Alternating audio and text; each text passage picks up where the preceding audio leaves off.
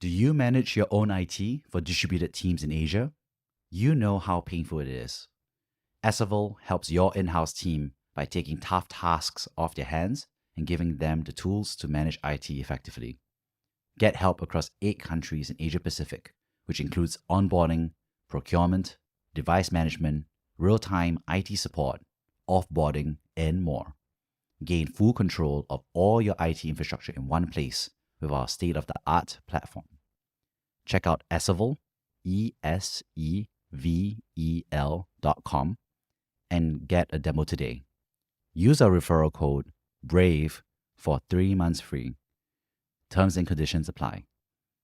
I worry about this and that this is the world that our children will grow up in, right? Which is you're really having to sort through like what is true and what is the story that is being told to me versus what do I really believe, or what are these people's motivations in pushing these narratives. Like there's a lot of, I don't know, media awareness that has to be taught to people these days that I don't think we had to face when we were kids.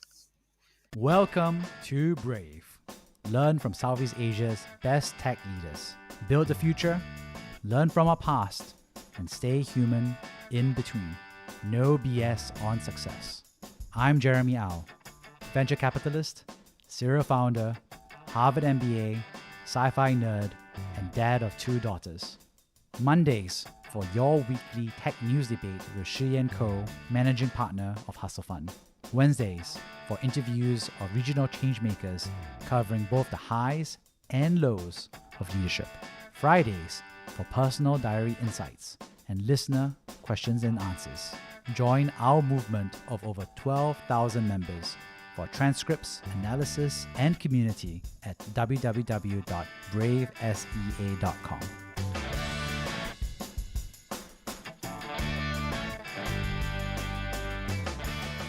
Morning, Shiyan. We're looking at this Good morning. Congress. Good morning. We're looking at this Congress testimonial, right, of the TikTok CEO, Singaporean. What a crazy week so far about the TikTok ban. And so I figured let's talk about TikTok. How do we use it? What's driving everything going on today? What do we think about it? Let's talk TikTok. Even though we're on podcasts, I guess, and YouTube, and we are on TikTok as well. So yeah. It's clear how little I use. So I moved TikTok to the home screen of my phone because I had read that Gen Z people don't use Google; they use TikTok for search, and this horrified me. And so I said, okay, I'm going to use TikTok for search for 1 week. So I moved it to my home screen, and I found it totally unusable. It was like, how do you find anything? There's no source data. I don't understand how people use this for information, and yet they do. And how can they count on any of this? So yeah, that's neither here nor there. But please don't use TikTok to search for information. Please use Google or at least ChatGPT. You just dated yourself. Oh, for sure. For sure. I mean, people don't use an algorithm to search for stuff. You consume stuff, and then the AI tells you before you search for it what you want for it, right? Although it's true that some people actually explicitly search for stuff, but yeah, generally you find stuff before you want it. I've used TikTok, and I think I used TikTok a lot during the pandemic because I was stuck at home. But for information purposes or for entertainment purposes, I think I was told people were using for informational purposes, and that was what was horrifying to me. For entertainment, I get it, right? Sure, it's highly entertaining. Well, the tricky part, as you and I both know, is that information and entertainment is pretty much blending into one another, right? I mean, I was like watching like a whole bunch of random stuff, right? Obviously, there's the podcast host of like 20VC and all these other folks. But there's also a lot of fun stuff, right? I mean, Banana Capital, Turner Novak is like discussing. I had to review my algorithm then. What's on your feed? Okay.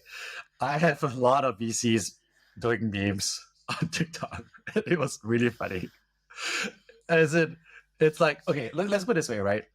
Like, I think TikTok dialed me in, right? Because I think they realized that I, first of all, had a daughter. So they gave me a lot of wholesome dad and daughter content, right? That's one.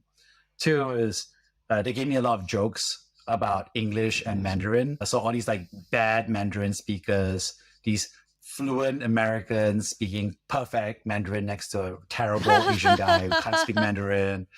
Horrible, horrific criminal Chinese puns. It was just bad. And then followed by, like I said, VC influencers doing memes to explain the current market. And I was just like stuck on TikTok. And I was just like, at some point, so I'm the opposite, right? I was using TikTok and I moved it to the last page of my thing because I was using it way too much. I switched off the notifications. And then at some point, I had to delete TikTok because I just wasn't getting anything done with TikTok. And so I can only access TikTok on my laptop browser, and I've gated myself to like 15 minutes of TikTok a day. So that's where I am. Wow. I'm at the other end of it. Shiyan. Wow. Yeah. I'm clearly not the target audience because even though it is on the first page of my home screen, I don't use it anymore after my search experiment. So, but maybe I just need to tune my feed more. I mean, if I could have Turner and Chamath serving me up memes, I would be on that thing all day long. Yeah, I mean, I think that's the power of it, right? Is that it's just this Darwinistic natural selection of the best content, and so niche and targeted. I was talking to this founder. He's building like a social network for neighbors, right? And he was talking about how he was creating this social network. And I was just talking to him, and I just clicked for me. I just said, look, like TikTok's a social network, but it's not social at all. I mean, on Facebook, if I added somebody, we kind of like are social, both two humans, right? And I was like, but on TikTok, I'm not talking to you. I'm talking to ghosts, right? Ghosts of real, actual human being. Like this person made this content a year ago, and I just happened to log in, and because I understand Mandarin and English, I like these puns. So this ghost fragment comes over and just hangs out with me. But it's not. This person does not know me at all. I obviously get a fragment of it. Anyway, so I think the joke is that TikTok is a best-in-class social network, but it's not network. It's a full of ghosts, right? And I said the biggest test of it is at least before Facebook did algorithmic newsfeed and everything, of course, if the world ended tomorrow and you're the one person left, Facebook would just end because the newsfeed used to be like time ranked, right? It was like, but if the world ended tomorrow and you're just in your bunker, you still have TikTok and you still think the whole world is going on wonderfully because it's just serving you all the content as if everyone's still around and alive, right? Oh gosh. How depressing. I encourage everyone to come out from behind their screens and interact with real human physical people. Come on, real physical humans are so tough. Your neighbors are loud, they're noisy, they have kids are running around. This is the world we live in, man. This is the world we For live now, in. our meat space. I like the meat space. Maybe this dates me. Maybe this makes me a fuddy-duddy. TikTok, you're gonna hang out with these perfect, wonderful people, me doing dance moves, there's some music, my neighbor is like, we have a passive aggressive to each other. That's what we do, right? I mean, I don't know. I feel like we're getting to the age. So my daughter is 6, and she now wants like the iPad all the time. Oh, and we only allow 2 hours of TV a week. Wow, So Friday night is movie night, and then they can choose. It's Netflix, right? They get to choose what they want, right. But they only get that. But the rest of the time, when they have free time, they're always like, "Can we have the iPad? Can we have the iPad?" And I was like, "No, you cannot." This got to a crazy moment where she and her brother found where we had hidden the iPad, took it upstairs, and were like silently watching Peppa Pig or Daniel Tiger or something in their room, and then the helper caught them and like confiscated the iPad and told on them. And I was like, this is getting out of control. So I told her, I said, you know what, the internet technology is like cake. That first slice of cake is delicious, but if you have too much cake, it makes you feel sick. I was like, Mama is going to help you understand how to harness technology for good and not have it make you feel sick. Okay? So no stealing the iPad. So I don't know if that's going to work, but she's thinking about it. She's reflecting on it. Well, similar spot to me is that I think we haven't figured it out yet, but for sure, our 10-month-old daughter definitely is really interested in the phone. It's highly motivating for her. That's how we motivate her to crawl, is to put a phone on one side of the room, and she's just left it crawling away like a good soldier towards that phone device. I was just like, well, I can't motivate her food or anything by that phone. But it's crazy, right? They want it, and then it's also just like, I think about what example we're setting, right? Which is like, when I'm with them, I need to put my own phone away because otherwise I'm demonstrating to them that this phone is fascinating. It's more interesting than they are, but I don't know. But I mean, I guess we should probably talk about the meat of the issue, Jeremy, on TikTok, But right? that is So the what meat is of the the issue is that well? what No, is it what's the doing to actual our issue? children? Yeah. But That's okay, the question so that everybody's asking, right? yeah, I but mean, I mean, this is I think the ostensible reason he is testifying is the threat to national security and privacy, and I guess potential to harm the children. yeah, but that's exactly it, right? It's like there's a lot of different motivations to it, right? And they're all kind of like coming nicely together, right? Which is like national security, which is protect America. The second one is China, obviously. And then third, like you said, is what's it doing to our children? And I think at least being three, I think that was Facebook, right? A year ago, right? I mean, there was like Instagram, the whistleblowers. I mean, wasn't that long ago? I remember from the presentation, and then everybody was jumping on them, right? And you're all having that debate, right? Whether beauty standards, right, were being morphed and whether it was driving suicide and depression amongst young kids. So Facebook was testifying, right? We had the PowerPoints, the presentations, leaks. I don't know. It was interesting. Yeah, but then nothing happened, right? And it continues. So I mean, I don't think that the children thing, like let's be honest, right? If it weren't for the China thing, would they be pursuing TikTok at all? Right? This is a rare moment of bipartisan unity where everyone can win points with their constituents by bashing China and raising the specter of China mining their data as something to I mean, that's why like I think 31 states have banned it from their state employee devices, and Biden has banned it from federal employee devices. So I mean, I don't know. I think this is sort of like people trying to score points on something that everyone can be united against. But it's not really clear to me, like, they tried to do this in 2020 with Trump. They tried to ban WeChat, and there was actually a lawsuit of WeChat users who said that it violated their First Amendment rights to be prevented from using WeChat. And so they stopped the ban on WeChat. So wow, I don't know. Remember that. Yeah, so I don't really know like what yes, I think if there is enough fervor, patriotic fervor, they can ban. I mean, India banned TikTok, right?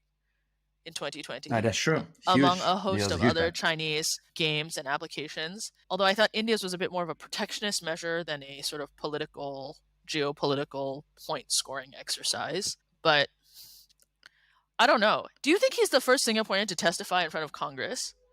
I mean, what a unique experience. I know, that's what I was thinking too. I mean, most people may not know this guy, but Shou Ziqiu is a Singaporean, a Harvard MBA. And yeah. Hwa Chong boy. Okay, all the Hwa Chong boys out there who also understand Chinese funds all celebrate. Yeah, I mean, it's a crazy thing, right? And yeah, he could be the first Singaporean tech CEO, at least, to testify before Congress. I don't remember. But I mean, I think also this is also a bit of a show, right? Because I think the Journal said, here it is. Where is it? Committee Chair Kathy Rogers, Republican Washington, and other lawmakers plan to lay out the threat posed by TikTok to Americans' national security and privacy. Asked what Mr. Chu could say during Thursday's hearing to change lawmakers' minds, aides said there was basically nothing. I mean, so, this whole thing is wayang, right? Like, well, wait. It's not going to change her mind, but it can change the mind of American voters, which are also part of our constituency and a part of upcoming elections in 1 year's time. And they could change her mind, right? And I think there's the crux of it, right? Literally for the first time ever, the CEO came out on TikTok. I was watching him on TikTok, right? And he literally comes out in Uber-style lobbying, goes out there, appeals to all users, not all users, by the way, he appeals to American users to lobby and talk to their local representative. And he says stuff like, there's 150 million Americans, which is like half of America, effectively. Which is crazy. Right? Crazy if you think about it, right? It's like, turn up. You love your memes. You love your dance moves. And by the way, we support lots of local businesses, small, medium enterprises. And obviously, he's like lobbying hard for the first time ever, because TikTok has always been defensive on his PR. It's always been behind the scenes, lay low. It's never ever done this American style, like, let's push back, right? Let's activate the base. And I think this is going to be a really powerful thing, because I thought it was a compelling narrative. I thought obviously you can't say 150 million folks, and these are primarily Gen Z, right? These are voters that both parties are fighting for. He switched on his California accent for most of the video, but by the second half, his Singaporeanness started coming through. But the first 10 seconds, I was like, oh, there's like the American accent is coming through. He's working hard, right? The marketing team is like, I don't know what the lighting were, but they were like working hard, right? I mean, soon after this, can you imagine all the memes, all the influencers, they're going to do songs. TikTok is going to do a song called like "Don't Take My TikTok." People are going to dance to it. It becomes the hottest thing. Like, I don't know. I think the legislators, like, I don't know. They're going to know what's going to hit them, right? 150 million young folks. I mean, in the elections coming up, I mean, this could even determine the election if you think about it, right? I mean, this requires young people actually vote, which I think historically young voter turnout has not been great. But you want to get them to play pranks, they will, right? Like, I think there was that Trump rally where all the TikTokers and the BTS fans signed up for all of the tickets, and then Trump had to address like an empty arena or something. I worry about this, and that this is the world that our children will grow up in, right? Which is really having to sort through like what is true and what is the story that is being told to me versus what do I really believe, or what are these people's motivations in pushing these narratives. Like, there's a lot of, I don't know, media awareness that has to be taught to people these days that I don't think we had to face when we were kids. Yeah, and I think that's the deeper anxiety of it, right? I mean, obviously, like you said, there's so many different threads of it, but this obviously reminds me of the prohibition movement, right? When they banned all alcohol in America, and it was a crazy time, right? And except for the church. The church got to keep it for communion. Hey, it's not wine when you take it, right? It becomes the body of Christ and the blood of Christ. So I think where we're at, of course, I think obviously historically there's a lot of different camps of it actually, right? So obviously at the time it was not just the folks who were obviously moralistic about alcohol, but actually there's actually a lot of suffragists, right? People who are pro-women rights, who are anti-male domestic abuse and alcohol abuse were there. There were health reformers who were there as part of that camp. There were obviously protectionists, import and export economics guys. So it's actually a really big tent. And obviously we zoom out, we're like, oh, it's a moral thing. But it was actually like, there were a lot of health people, a lot of women all the women's rights groups at the point of time supported that, right? Because men were the ones drinking it. And it was just an interesting dynamic, right? So I think it reminds me of this is like, I think the deep underlying level is like, yeah, this impacts our children. What are they consuming? And I think this driving a lot of, I think, the lawmaker behavior from my perspective. And that's a very kind interpretation, Jeremy. I think there's many other things impacting children that lawmakers are not paying attention to, like guns maybe, or teachers going on strike, or inadequate school funding. But this is a much more politically fun and salient point to make to people. I mean, that's what you said earlier, right? I mean, the big difference, of course, is that when it comes to firearms, obviously they have a long constitutional belief in this and understanding of it. So I think it's heritage, it's part of the community. Technology is scary, right? The future is scary. And yeah, behind it, you don't know what the algorithm is. And like you said, yeah, I think one more angle group that I want to add to this tent, obviously, is I think it's the what I call an interesting dynamic between, like, say, protectionism on Indian side, but also the equal rules of the internet side. So Nir Ayal, obviously, he wrote the book Hooked, and obviously he wrote this follow-up book.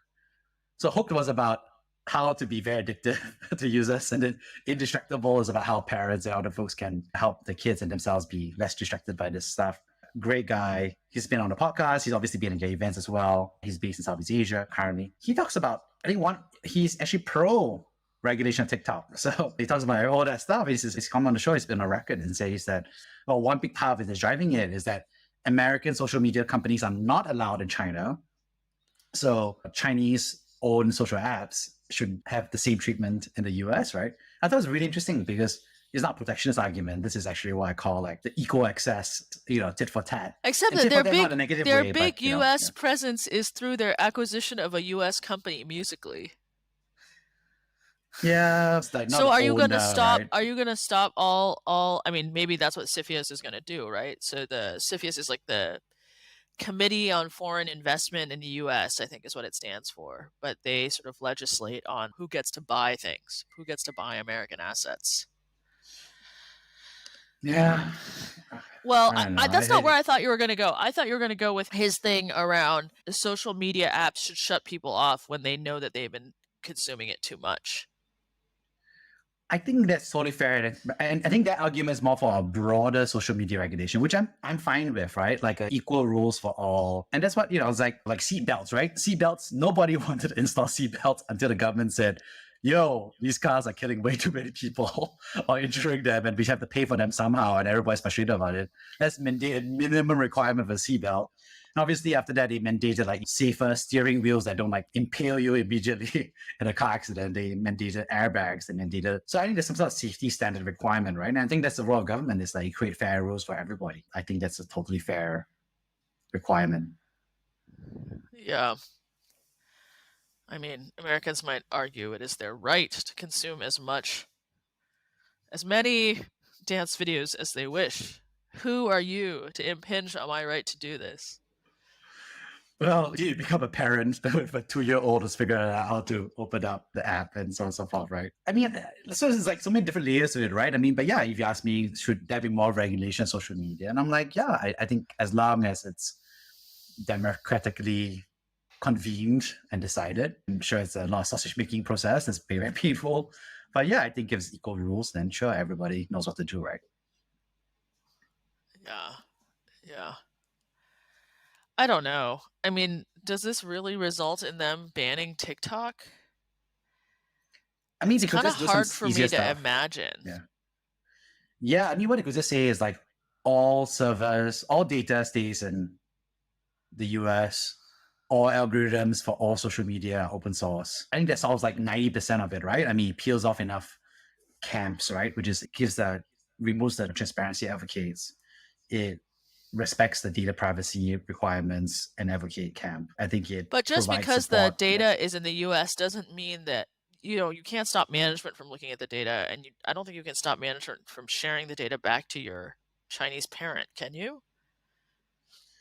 Yeah, but I think when it comes to the national security concerns, I think the awkward reality is that everybody's spying on each other, right?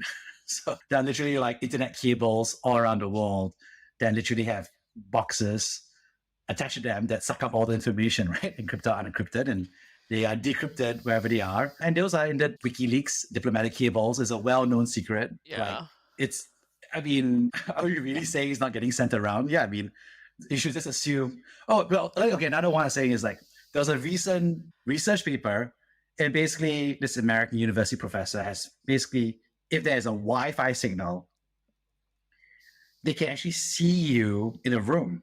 Like they can actually see what you're doing in a room Oh, I based on saw the that Wi-Fi paper. signal. Yeah. And it was reported in The Economist, and it was funded by the American government, right? I mean, you don't think it wasn't like a company doing it. And I was like, oh no, the conspiracy theorists are right. You got to remove all the routers from your room and your phone and everything. You got to live in a bunker. Put on your tin hat. Put on your tinfoil hat, Jeremy. Protect yourself from the signals.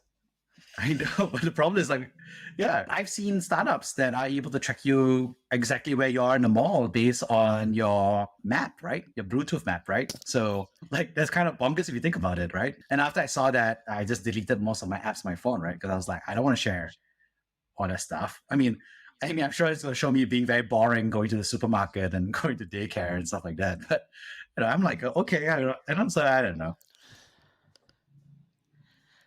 So you think that there's going to be a ban? What's your prediction? I find it very hard to see there being a ban. Maybe they force the sale. But even that doesn't really accomplish anything, You're just going to get sued. You're going to get tied up in the courts. And then, oh, by the way, it's time for the next election, and it's on to the next shiny object that we can fight about and score political points on. I don't know, but maybe I'm underestimating the desire of U.S. lawmakers to make a point in this China-U.S. Conflict.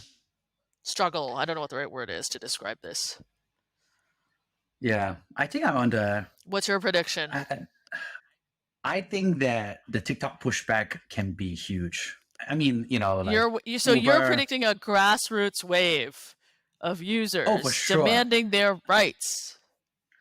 I mean, legislators already got pushback from Uber users when there were bans, and many of them literally folded in many ways, right? Just from folks just writing messages via the Uber in-app messaging, right? And they made it easier to send it to the thing. I mean, can you imagine if TikTok just puts a button saying sign this petition. It's going to be huge, right? I mean, you can imagine like what, 15 million folks, at least 1/3 of them. I mean, everyone knows TikTok's conversion rate is pretty hard. So maybe in this case, the conversion rate is going to be the saving grace for US legislators. Like, can you imagine that? Like, I mean, and the election is like down to a single percentage point, right? For this next election based on the polling. 1 percentage point is there. Yeah, you're right. Even though like they don't turn out, but in a swing state, they're at home, whatever. I don't see this happening before the. Okay, what I'll say is I don't think it'll happen before the presidential campaign. They don't.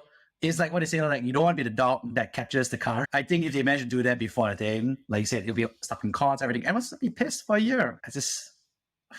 Yeah. There'll be some great TikTok dances though if it happens. I mean, if they try to please post them in the show notes. Please show the grassroots efforts. I would like to see them. It's like you said doing like the YMCA, you don't like do like FREE, free my TikTok or something. I don't know. What's the reception? What's the But- reception? Have users responded to his message on TikTok? So I think I was looking at TikTok comments. Obviously, I think there's both the American sides and then of course there's the global side. And of course, the tricky part is like when for a lot of this stuff is you also don't know who's human and who's not, right? As well as another level. Even though TikTok just announced that they're banning all AI in human likenesses, any non-humans on the thing, which is kind of a joke and hilarious anyway. By the way, like I said, we allow human ghosts, but we don't allow AI ghosts on TikTok. Anyway, And how can they tell? yeah, exactly, right? I mean, there's some dark irony here as well. But I think what's interesting here is I think, like you said, I think earlier, it's like TikTok is a very diffuse kind of advertising medium even today, right? A lot of people use it for brand awareness, but they don't use it to drive conversions for their websites, right? And stuff like that because TikTok is so sticky. I mean, the reason why TikTok is so popular is that it doesn't share its vision and traffic with other platforms, right? So one is short form video as a medium is just way less click-through rate than Instagram text, right? So that's one. And then two is TikTok is very good at keeping them on TikTok. So I don't know. Yeah. But you can imagine a scenario where, again, they create a button called lobby button within TikTok, and it does a lot of stuff within TikTok, like draft an email to your senator based on your location. I mean, if they did that, I mean, like I said, can you imagine like 10 million emails going out? We'll break it into that. But if they try to force people, like you said, to do in-person action, I think there's a much lower conversion rate. Yeah. I mean, I would be curious to hear what our listeners think. So I guess this is an invitation to our listeners. Like, what's your prediction on what's going to happen? But also maybe like more locally, like, should TikTok be banned in Singapore? Why or why not? I mean, first of all, it's a great job source, all right? An employer in Singapore. EDB works very hard for their visa program to attract talent from across the region. Okay, fine. It's a source of Different entrepreneurial question. Should it be regulated? If TikTok knew that someone was spending more than 2 hours a day on the app, should they cut them off for a 24-hour period? I would think 2 hours a day, personally- dude. That's like a lot of time to be watching 15-second videos or whatever. I'm a big believer in like general rules. So it should be any app on your phone that you use for more than 2 hours should let you jump out, right? And then we suddenly stop being on Slack and on email. I'm like, thank God. I can hey team, I'm not on Slack anymore because it's the 2 hour limit. Wait, Not I mean, for China did this by the- productivity tools. I know they did it for the games. Yeah, they did it for the games because the children were spending too much time playing games. So if you Yeah, know your which- user is like, what, I don't know, under 16 or something, you have to lock them out after a while. Of course, crushes it was engagement huge. numbers. I mean, it goes back to protecting the children, right, and educational outcomes. So, would you support that, Shiyan? Would you like instead of like being like, "Mommy doesn't let you, only allows you 2 hours of screen time a week"? It's more like the government doesn't allow you 2 hours of screen movie / entertainment time a week. I mean, I'm okay enforcing it on my kids, but I don't know. I don't think it's a terrible thing to say, like, I mean, I don't know. We don't like knowingly allow gambling addicts to go into the casino, right? You That's know. true. There's a gambling hotline in many Yeah, yeah, countries to yeah. But I bar think, but folks. there I is a agree. bar for kids, so protecting kids. Like, so if you're under 16 and you're like displaying addictive behavior on some of these like games and sites, I don't think it's a crazy thing to say like we're going to cut them off. I mean, then there's all the questions like, they'll just create another identity. Oh, they'll lie about their age. They'll do this.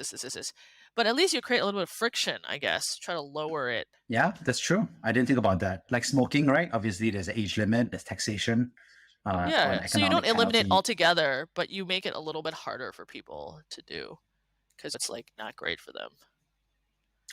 Let's tax TikTok. Sorry. For every minute you spend on TikTok, you pay 1 cent. To mommy and daddy, that's okay because it's okay. But then to like a 5-year-old kid, it's like all their pocket money for the week, and they starve for the week. I was not a very good person with pocket money when I was a young kid. I would be like, I remember when they moved me out from like daily pocket money to like weekly pocket money. That was a real tough time, I gotta say, on Friday. Yeah. Did you run out of money and then you had to drink water on Friday only?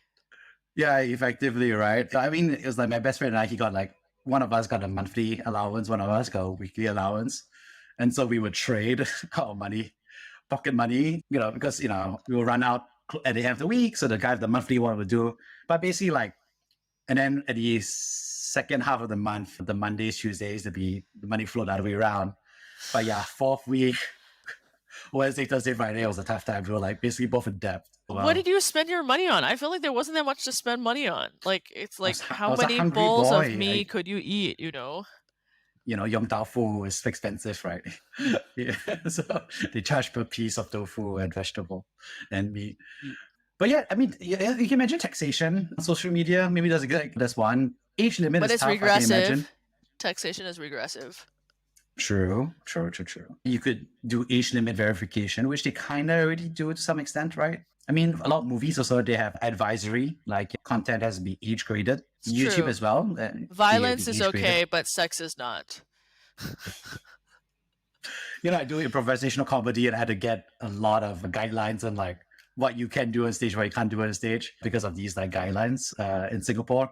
And literally, it's kind of interesting because you have to improvise comedy, but you also in the back of your head, you're like, okay, these are like the media markers of what you can show and not show. I'll have to come watch a show, Jeremy. What risque things are you saying while you're on stage? Only implied risky activities that adults will get, but children will be like, oh, okay, that's totally normal. Are there children at your improv performances? Now that you mention it, I don't think there's any age checks or anything. So I mean, the audience I've seen so far have always been adults, but there's nothing preventing children from signing up. Let's not bring the eye of regulatory oversight. Like the eye of Sauron just like pivots from TikTok towards improvisational comedy. Yeah. Please delete. No, it's fine. But this is actually a very fair debate, right? Because we're saying like, what is the intent, right? A regulatory requirement, right? Like you said, right? Protecting children, then that's where the age grade, taxation, all this stuff happens, right? Yeah. I mean, I would be open for it for kids, but I don't think that, to go back to the original topic, right? I just don't think that addresses necessarily the Congress's concerns about data security and privacy, right? That doesn't actually solve any of that. It's a small camp, right? And I think we can, like I said, there's a bunch of moves you can do that give them a win, right? And that's the most important thing, right? It's like, say you do the show and then Mark Zuckerberg went on to Congress. He also did the show. We got a lot of like memes about Mark Zuckerberg. Yeah. Oh, wait, you're right. There are going to be memes. Sorry. You better pull up TikTok. CEO. You need to get your meme fix. I know, right? I think it reminds me, there is a bit of a moral panic, right? That still hasn't been resolved for social media, right? Like you said. Yeah, I mean, I think this idea, right, that you can basically create these very perfect fictionalized worlds where people project versions of themselves that they want can make other people feel depressed, inadequate, all those sorts of things. There's a lot of research on that. But it is funny, right? Like TikTok is the opposite. Sorry, I was just saying, as compared to normal humans who are around you who bully and make you depressed for not being part of the norm, right? Because I mean, TikTok and social media, they're very socially progressive, right? They accept you for whoever you are because, the echo chamber affirms your identity, right? You go to Reddit and you're really into like me, improvisational comedy. I hang out with a bunch of improv comedy nerds and I'm like, oh, I'm not a weirdo anymore, right? I have 10,000 friends across the world, right? I mean, there's the power of social media, right? And even for TikTok, you feel affirmed. I don't know. I don't know if I feel affirmed. And maybe I don't spend enough time on it, but I'm pretty glad I didn't have it when I was a teenager. Oh, what? But you had the internet. And the internet was free. Anybody could do whatever they want on the internet back then. Yeah, but the internet was slow, and it had much less stuff. You forget I'm old. But I was like, I was on like the bulletin boards, and everybody was like, remember the internet when everything was free? Everybody was for sure a human. All of us were weirdos writing on the internet. Then we had like Blogger, Blogspot, Yeah, Blogger, Live Journal. Live Journal, old school. Yeah. I'm just saying, Tumblr. I mean, I've written some real diary reflections out there about my Your secondary teenagehood. school. Yeah, my teenagehood. You'll be like, Your feelings.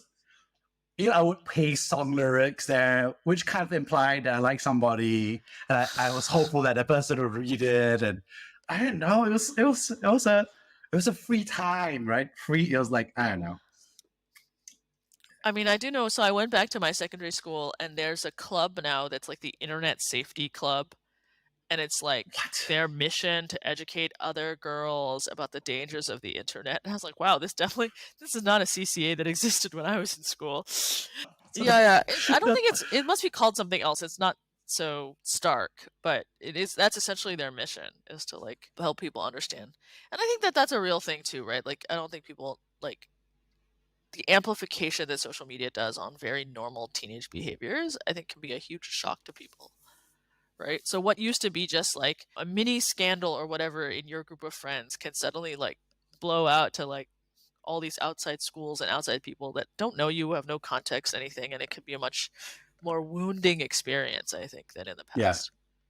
Yeah. Oh, for sure. I mean, I think humans are designed to write stuff implied to like, I don't know, sending a message in a bottle out to the ocean or to a few friends. But yeah, I don't think they're geared for the idea of a million people reading it, right? And this reminded me of the other tech that my school did. So we all part of the computer club, all nerds, right? All weirdos doing Dreamweaver and coding websites and stuff.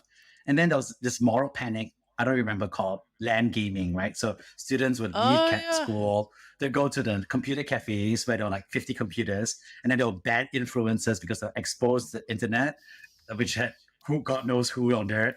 And then people were smoking in there and eating instant noodles, which were very bad for you.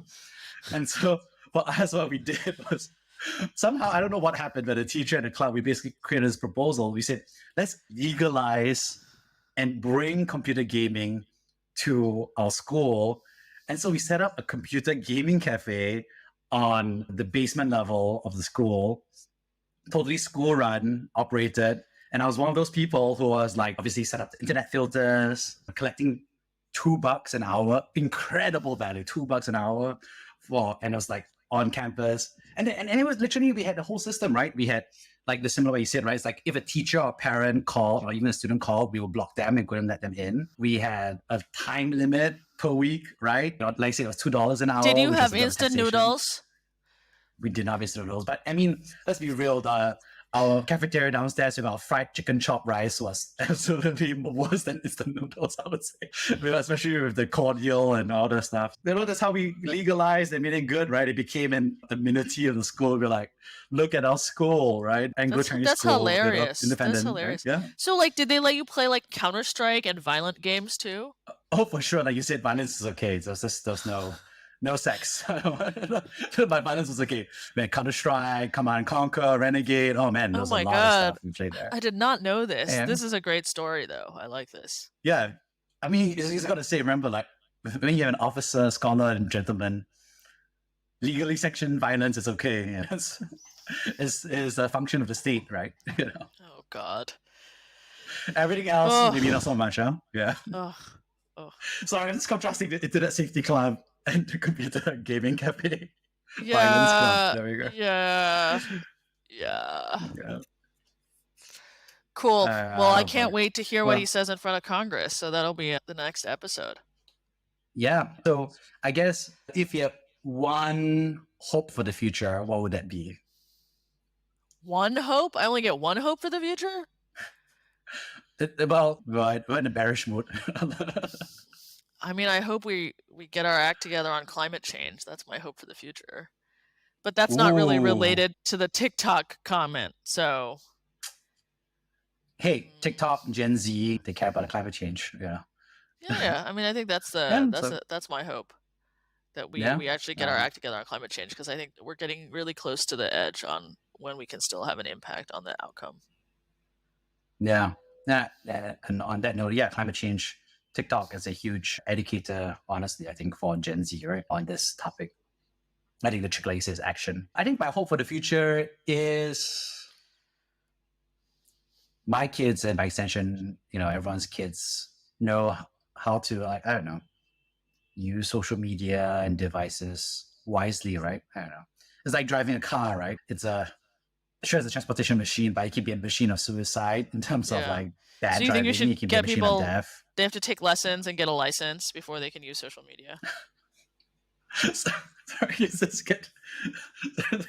But like, we're just replicating like a lot of like Chinese policies by this metaphor, right? Because now you're like you need to like get socially certified by the state. You have a license plate number, a unique number to go on the internet.